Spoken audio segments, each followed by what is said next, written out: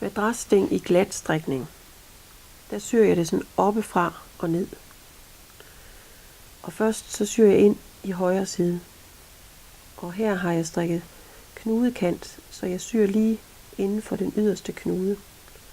Jeg syr et sting først herover i højre side, og så syr jeg lige et sting også i venstre side. Og så går jeg ellers i gang.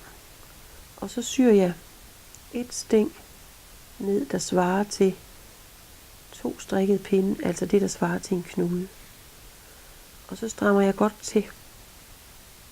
Jeg går herover og går ind og syr også det, der svarer til en knude.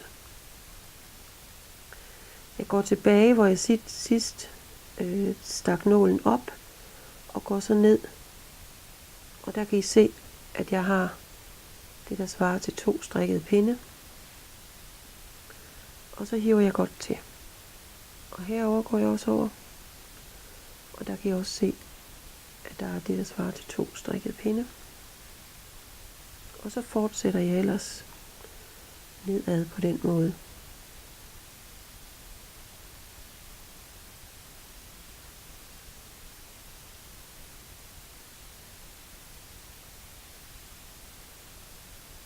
Det er vigtigt, at man rykker stykkerne sammen, så sømmen ligesom lukker sig.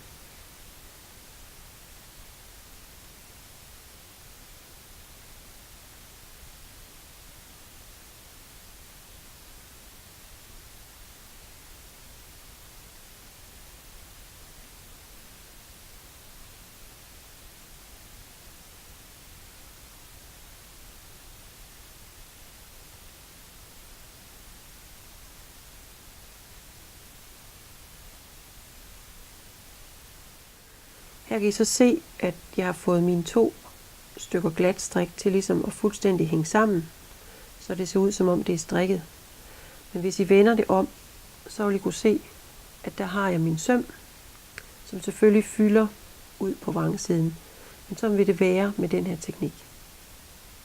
Men det er jo ligesom forsiden, vi koncentrerer os om. Og der får jeg mine masker til fuldstændig at hænge sammen.